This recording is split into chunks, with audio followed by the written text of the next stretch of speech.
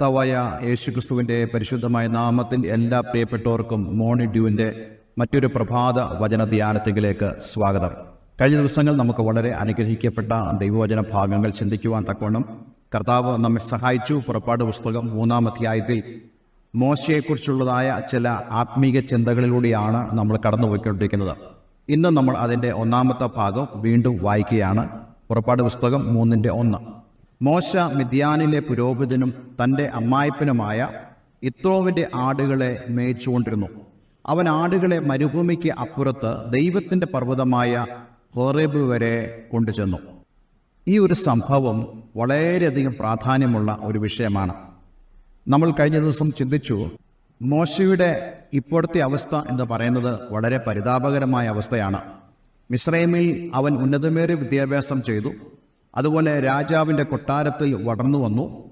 എന്നാൽ ഇപ്പോഴുള്ള ഈ സാഹചര്യം ഏതൊരു മനുഷ്യനാണെങ്കിൽ പോലും ചിന്തിക്കുന്ന കാര്യമെന്ന് പറയുന്നത്, ഞാൻ ഇങ്ങനെയുള്ള ഒരവസ്ഥയ്ക്ക് വേണ്ടിയാണോ ജനിച്ചത്?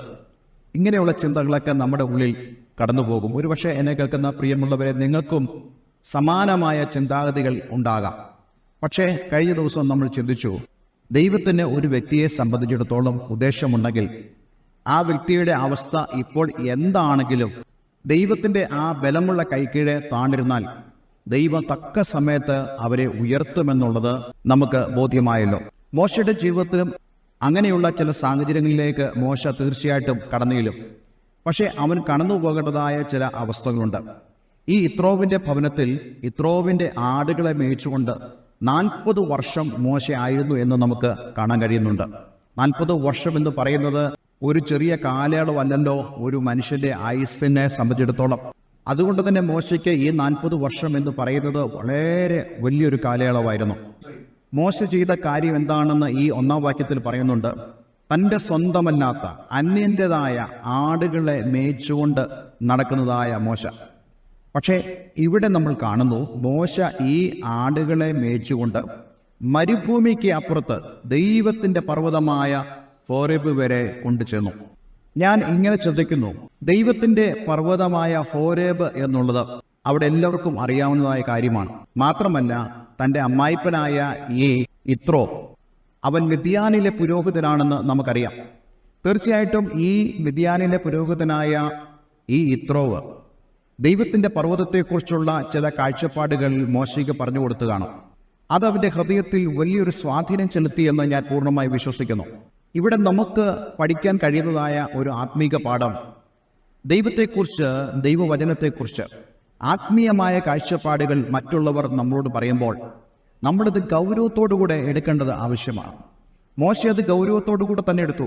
ഈ ഹോരേബ് പർവ്വതത്തിലേക്ക് ചെല്ലുവാൻ താൻ ഒരു പുരോഹിതനല്ല, എന്നാൽ താൻ ഇസ്രായേലിൻ്റെ ദൈവമായ യഹോവയിൽ താൻ വിശ്വസിക്കുകയും ആ വിശ്വാസത്തിനനുസരിച്ച് സ്റ്റെപ്പുകൾ എടുത്തു വയ്ക്കുന്നതായ ഒരു മോശയാണ് നമുക്കിവിടെ കാണാൻ കഴിയുന്നത്. പക്ഷെ താൻ മേയിക്കുന്ന തൻ്റേതല്ലാത്ത ഈ ആടുകളെ കൊണ്ട് മരുഭൂമിക്കപ്പുറത്തേക്ക് മോശ കടന്നു പോവുക. ഈ മരുഭൂമിക്കപ്പുറത്തേക്ക് എന്ന് പറയുമ്പോൾ പാലസ്തീൻ നാട്ടിൽ ഈ മരുഭൂമിയിൽ ആടുകളെ മേയ്ക്കാനുള്ള സൗകര്യങ്ങളുണ്ടല്ലോ. പക്ഷേ ഇവൻ അതിനപ്പുറത്തേക്ക് കടന്നു പോവുക. അപ്പുറത്തേക്ക് കടന്നു പോവുക എന്ന് പറയുമ്പോൾ അത് വലിയൊരു തീരുമാനമാണ്. കാരണം ഹോറേബ് എന്ന വാക്കിൻ്റെ അർത്ഥം ഡിസലോറ്റഡ് പ്ലേസ് എന്നാണ്, വിജനമായ സ്ഥലം. മറ്റു ചില അർത്ഥങ്ങൾ പറയുന്നുണ്ട്, എ ഡ്രൈ പ്ലേസ് എന്ന് പറയുന്നുണ്ട്. യാതൊരു വിധമായ മനുഷ്യവാസമില്ലാത്തതായ ഒരു സ്ഥലം, യാതൊരു പ്രതീക്ഷകളുമില്ലാത്തതായ സ്ഥലം, ഒരു ബാരനായിട്ടുള്ള, നിഷ്ഫലമായിട്ടുള്ള ഒരു സ്ഥലമാണ് ഈ ഹോറേബ് എന്ന് പറയുന്നത്. പക്ഷേ ഈ ഹോറേബിൻ്റെ ഒരു പ്രത്യേകത എന്ന് പറയുന്നത്, ഈ നിഷ്ഫലമായ ഈ പർവ്വതത്തെ ദൈവം ഫലമുള്ളതാക്കി മാറ്റി. എങ്ങനെ? ദൈവത്തിൻ്റെ സാന്നിധ്യം മൂലം ആ പർവ്വതം ഫലമുള്ളതായിട്ട് മാറി. പിന്നീട് നമുക്കറിയാം, മോശയ്ക്ക് ദൈവം ന്യായപ്രമാണം കൊടുക്കുമ്പോഴും കൽപ്പനകൾ എഴുതി നൽകുമ്പോഴും ഒക്കെ ദൈവം കൊടുക്കുന്നത് ഈ ഹോരേബ് പർവ്വതത്തിലാണ്. സീനായി പർവ്വതം എന്നാണ് അവിടെ നമുക്ക് കാണാൻ കഴിയുന്നെങ്കിലും ഈ ഹോരേബ് പർവ്വതത്തിൻ്റെ മറ്റൊരു പേരായി സീനായിയെ അനേകം പേര് കണക്കാക്കുന്നു. വേറെ ചിലർ പറയുന്നത് ഈ ഹോരേബ് പർവ്വതത്തിൻ്റെ മറ്റൊരു ഭാഗമാണ് ഈ സീനായി എന്ന് പറയുന്നത്. ഏതായാലും ഈ പർവ്വതത്തെ ഹോരേബ് എന്നും സീനായി എന്നും മാറി മാറി വിശുദ്ധ ബൈബിളിൽ ഉപയോഗിച്ചിട്ടുണ്ട്. അപ്പോൾ ഈ ഹോരേബ് എന്ന് പറയുന്ന വാക്കിന്റെ അർത്ഥം ഡിസൊലേറ്റഡ്, യാതൊരു മനുഷ്യവാസവുമില്ലാത്തതായ സ്ഥലമെന്നാണ്. പക്ഷേ ദൈവത്തിൻ്റെ സാന്നിധ്യം അവിടെ ഇറങ്ങുക വഴി ആ സ്ഥലം ഒരു അനുഗ്രഹിക്കപ്പെട്ട സ്ഥലമായി മാറുന്നു. പിന്നീട് ഇസ്രായേൽ ജനത്തിന്റെ മരുഭൂമി യാത്രയിൽ അവർ വെള്ളമില്ലാതെ വലഞ്ഞുപോയ സമയത്ത് ദൈവം മോശയോട് പറയുന്നത്, ഞാൻ യഹോവയുടെ പർവ്വതത്തിൽ നിനക്ക് മുമ്പായി വന്നു നിൽക്കും. അത് ഒരു തീക്കൽപ്പാറയാണെന്ന് നമുക്കറിയാം. ഒരു ജലത്തിന്റെ അംശത്തിന്റെ പോലും യാതൊരു കണികയുമില്ലാത്തതായ സ്ഥലം. പക്ഷെ ദൈവം പ്രവർത്തിക്കാൻ പോകുന്നത് ആ പർവ്വതത്തിലൂടെയാണ്. കാരണം ദൈവത്തിന്റെ സാന്നിധ്യം ആ പർവ്വതത്തിൽ ഇറങ്ങി വരികയാണ്.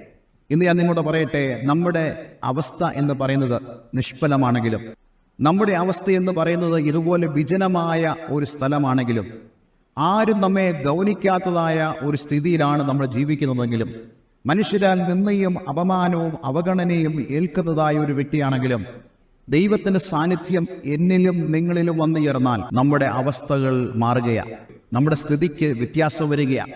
ഈ മോശ മരുഭൂമിയുടെ അപ്പുറത്തേക്കുള്ള ദൈവത്തിന്റെ പർവ്വതമായ ഹോരേബോളം ചെന്നു എന്ന് പറയുമ്പോൾ ദൈവത്തിന്റെ അടുക്കിലേക്ക് മോശ ചെന്നു. ദൈവം അവിടെ വസിക്കുന്നു, അല്ലെങ്കിൽ ദൈവം അവിടെ ഇറങ്ങി വരുന്നു എന്ന് പിതാക്കന്മാർ പഠിപ്പിച്ചതായി ഈ പർവ്വതത്തിലേക്ക് മോശ കടന്നു വരികയാണ്. എന്തിനു വേണ്ടിയാ? ദൈവത്തോടുള്ള ഒരു എൻകൗണ്ടറിന് വേണ്ടി, ദൈവത്തോടുള്ള ഒരു അഭിമുഖത്തിന് വേണ്ടി, തൻ്റെ ജീവിതത്തിൽ ഒരു രൂപാന്തരം സംഭവിക്കുവാനുള്ള ആഗ്രഹത്തോടുകൂടെ അവന് കടന്നു വരുമ്പോൾ ദൈവത്തിന് പ്രവർത്തിക്കാതിരിക്കാൻ ഒക്കുകയില്ല. ഇന്ന് ഞാൻ നിങ്ങളോട് പറയട്ടെ, നിങ്ങളുടെ ഹൃദയത്തിൽ അങ്ങനെയുള്ള ഒരു വാഞ്ചയുണ്ടെങ്കിൽ നിങ്ങൾക്ക് വേണ്ടി ഇറങ്ങി വരുന്നതായ ഒരു ദൈവത്തെയാണ് ഇന്ന് ഞാൻ നിങ്ങളോട് സംസാരിക്കാൻ ആഗ്രഹിക്കുന്നത്.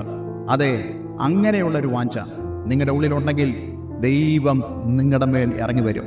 നിങ്ങളുടെ അവസ്ഥ വളരെ പരിതാപകരമായിരിക്കാം, പക്ഷേ ദൈവം നിന്നെ ഫലവത്തായ ഒരു വ്യക്തിയാക്കി മാറ്റും, ഒരു വിഷനുള്ള വ്യക്തിയാക്കി മാറ്റും, ഒരു പ്ലാനുള്ള വ്യക്തിയാക്കി നിന്നെ ദൈവം മാറ്റും.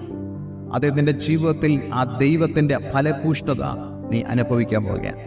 ഇന്ന് നമുക്ക് നമ്മെ തന്നെ ദൈവകരങ്ങളിലേക്കൊന്ന് ഏൽപ്പിച്ചു കൊടുക്കാം. ഒരു വാക്ക് നമുക്ക് പ്രാർത്ഥിക്കാം. സ്വർഗീയപിതാവേ, ഇന്ന് ഞങ്ങളെ കേൾപ്പിച്ച ഈ മനോഹരമായ വചനത്തിനായി സ്തോത്രം. ഹോരേബ് എന്ന് പറയുന്നത് ദൈവത്തിന്റെ പർവ്വതമാണ്. പക്ഷേ അതിൻ്റെ പേരുകൊണ്ട് അത് അർത്ഥമാക്കുന്നത് വിജനതയുള്ളതായ പർവ്വതം.